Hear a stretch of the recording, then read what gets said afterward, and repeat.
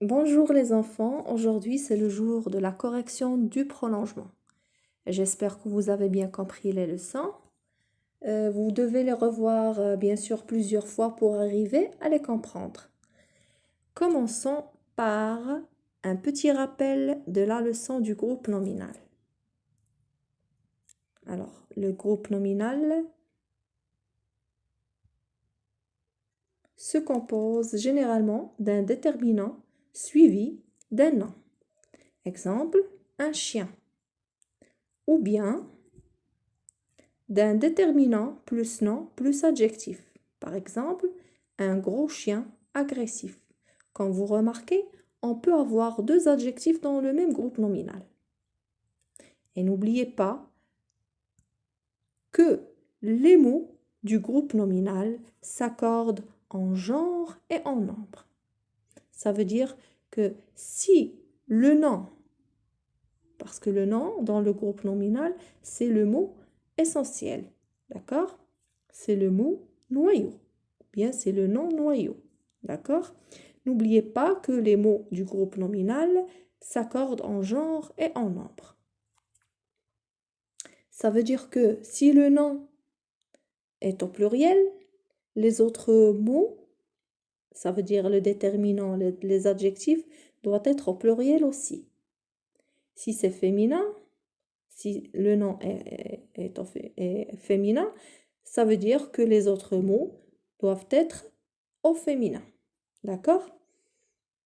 Prenons le premier exemple, ou bien le premier exercice.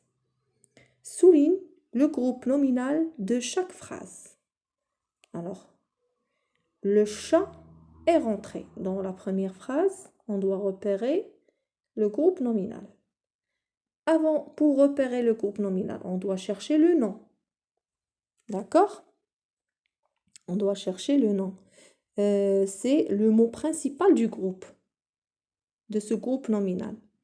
Alors, le nom, c'est le mot principal du groupe nominal. D'accord? Puis, les mots qu'il complète. Alors, ici, le nom, c'est chat. Et toujours, vous devez mettre dans la tête que le groupe nominal ne contient aucun verbe. Il n'y a pas de verbe dans le groupe nominal. C'est clair? On doit juste souligner le nom et le déterminant et l'adjectif, s'il y a un adjectif. C'est clair? Allez. Le chat est rentré. Alors, chat, c'est le nom. C'est le mot principal du groupe. Alors, le chat, alors il y a le déterminant. Est-ce qu'il y a un adjectif? Non. Alors, le chat, c'est le groupe nominal de cette phrase. Passons à la deuxième phrase. J'admire le merveilleux tableau. Cherchez le nom. Très bien, c'est tableau. Alors, où sont les mots qui complètent? Très bien. Alors, le merveilleux. Alors, j'admire. Alors, admire, c'est le verbe admirer. Alors, le groupe nominal ne contient pas le verbe. Juste le déterminant, l'adjectif et le nom. Alors, le merveilleux tableau, c'est le groupe nominal. La troisième phrase, le terrible loup fait peur. Très bien, loup, c'est le nom. Oui, le terrible, alors le, c'est le déterminant, terrible, c'est l'adjectif, loup, c'est le nom. Alors le groupe nominal ici, c'est le terrible loup. Fait, c'est le verbe faire, alors que le groupe nominal ne contient pas le verbe.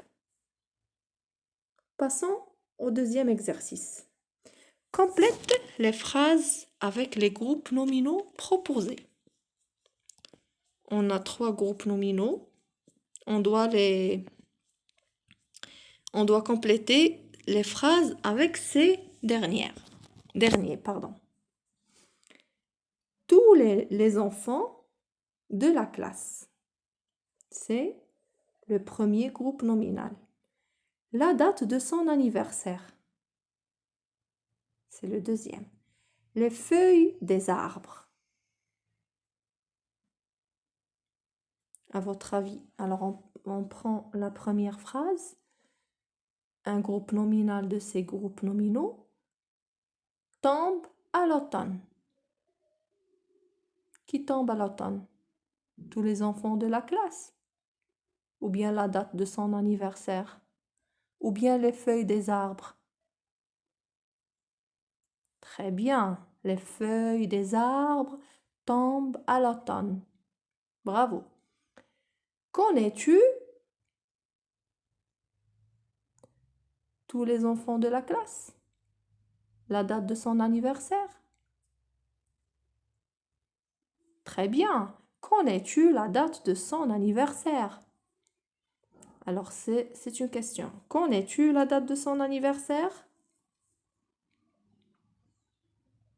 Alors ici, on participait au concours de lecture. Il nous reste seulement un groupe nominal. Alors, tous les enfants de la classe ont participé au concours de lecture.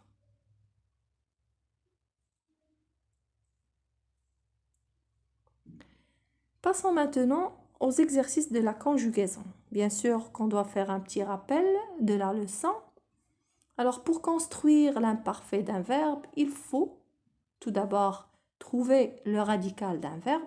Et on a déjà vu dans la leçon comment trouver le radical d'un verbe. Deuxièmement, on doit ajouter la terminaison à ce radical. Tout simplement. Et voilà les terminaisons de l'imparfait. Je avec AIS, tu avec AIS, il, elle avec AIT, nous avec IONS, vous avec IEZ et il, elle, pluriel avec AIENT. Prenons l'exercice. Alors, je lis la consigne. Souligne les verbes conjugués à l'imparfait. Alors, les verbes conjugués à l'imparfait doivent... Qu'est-ce qu'on peut trouver à la fin? Bien. Alors, on doit trouver les terminaisons de l'imparfait qu'on a cité tout à l'heure. Avant, ma sœur pouvait dire beaucoup de mensonges. Maintenant, elle dit toujours la vérité. Alors, cherchez le verbe qui se termine par la terminaison de l'imparfait. On dit que c'est le verbe qui est conjugué à l'imparfait. Très bien, pouvez. C'est le verbe pouvoir. Quand tu avais mon trousseau de clés, je n'ai pas pu rentrer à la maison. Cherchez le verbe conjugué à l'imparfait qui se termine par la terminaison de l'imparfait. Très bien. Avait, c'est le verbe avoir. Étant grand et agile, il voulait devenir basketteur.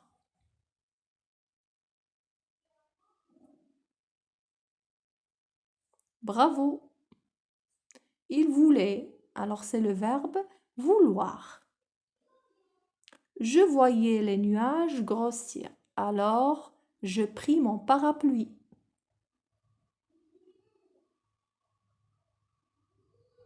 Très bien. Voyez, c'est le verbe voir. Très bien les enfants. Prenons un autre exercice. Conjugue les verbes aux personnes du pluriel qui correspondent.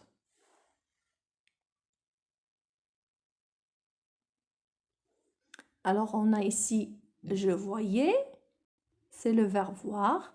Alors, le pluriel de je, c'est nous. Alors, nous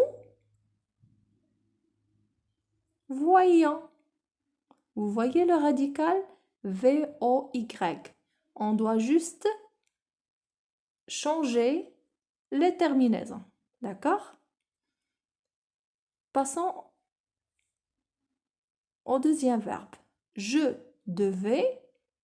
Alors, on dit au pluriel nous. Alors, nous devions. Très bien. On n'a changé que les terminaisons. Très bien. Il pouvait. Bravo. Il pouvait. A-I-E-N-T. Très bien. C'est le verbe pouvoir. Tu voulais. Alors, tu, au pluriel, on dit vous. Vous vouliez. Bravo. Il restait. Le pluriel, c'est il pluriel. Il, on va changer les terminaisons. La terminaison, pardon. Il restait. Très bien les enfants, je suis fière de vous. Alors, c'est terminé pour aujourd'hui. Je vous souhaite une très bonne journée et à la prochaine.